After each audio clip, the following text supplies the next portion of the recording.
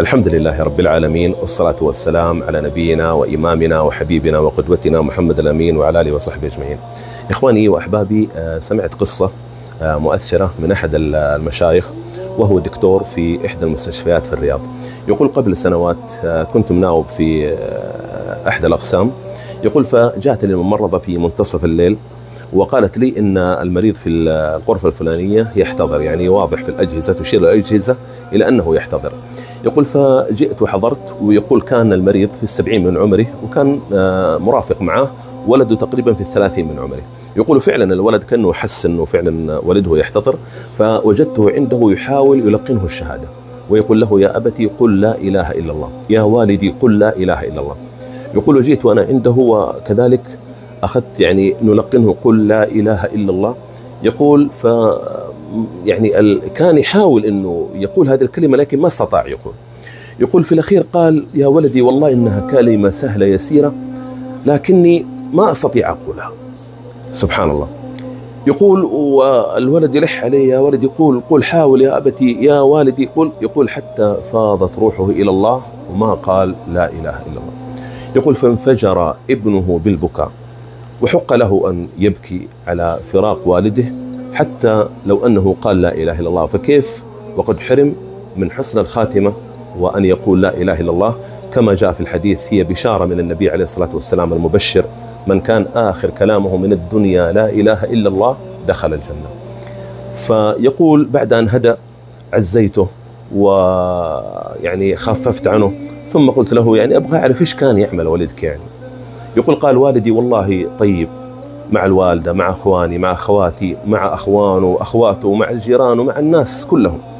والدي والله يا دكتور كان محافظ على الصلوات في المسجد، لكن كان محافظ على 4 صلوات فقط في المسجد.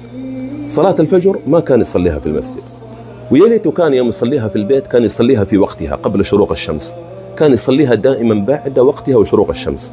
ويا ما نصحناه ويا ما كلمناه في خطورة هذا الأمر اللي هو عليه، تأخير الصلاة وخروجها عن وقتها، لأنه لو صلى في البيت وفي وقتها فهو على خير وصلاته مقبولة كما ذكر العلماء، ما في مانع. لكن هو الخطر، كل الخطر يا إخواني في تأخيرها وخروجها عن وقتها.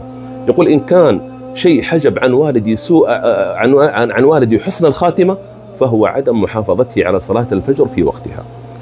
فلذلك يا إخواني مثل هذه القصص يعني فيها عبرة وفيها عظة، والله سبحانه وتعالى يطلعنا على أحوال بعض الموتى في حسن الخاتمة أو سوء الخاتمة حتى نتعظ. إخواني الصلاة خليها رقم 1 في حياتك. إذا أردت رحمة الله ومغفرة الله وعفو الله وجنة الله، وأردت حسن الخاتمة وأن تنطق بلا إله إلا الله، فحافظ على الصلوات في وقتها. صلاة الفجر إخواني الآن في رسوب كثير في صلاة الفجر من إخواننا المسلمين هداهم الله.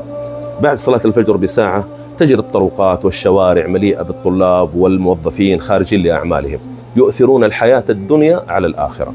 فيا إخواني ورانا آخرة، ورانا حياة أبدية عند الله سبحانه وتعالى في جنة نعيمها مقيم. فنجاهد أنفسنا يا إخواني للمحافظة على الصلاة في وقتها، كما نهيئ أنفسنا لتحسين مستقبلنا في الدنيا ومستقبل أبنائنا، فنحسن مستقبلنا الأخرى وإخواني بدخول جنات النعيم الفردوس الأعلى، مرافقة النبيين الصديقين الشهداء الصالحين. إن أردت حسن الخاتمة أخي المسلم فحافظ على الصلاة في وقتها. فويل للمصلين، الله يتوعد مصلين يتوعدهم الله. نعم قال: الذين هم عن صلاتهم ساهون. قالوا العلماء: الذين هم عن صلاتهم ساهون يؤخرون الصلاة حتى تخرج وقتها. هذا ديدنهم دائما. أما اللي أحيانا على فترات متباعدة تفوت الصلاة ويخرجها خارج عن إرادته، لكن اللي دائما هكذا يجمع الصلوات وتفوت الصلوات، هذا على خطر عظيم إخواني. فليراجع نفسه ويراجع حساباته ويقوي إيمانه ويقترب من الله سبحانه وتعالى. نسأل الله عز وجل أن يصلح أحوالنا ويصلح قلوبنا ويصلح نياتنا، وأن يردنا إليه ردا جميلا، وأن يحبب إلينا الإيمان ويزينه في قلوبنا ويكره إلينا الكفر والفسوق والعصيان، ويجعلنا من الراشدين المهديين.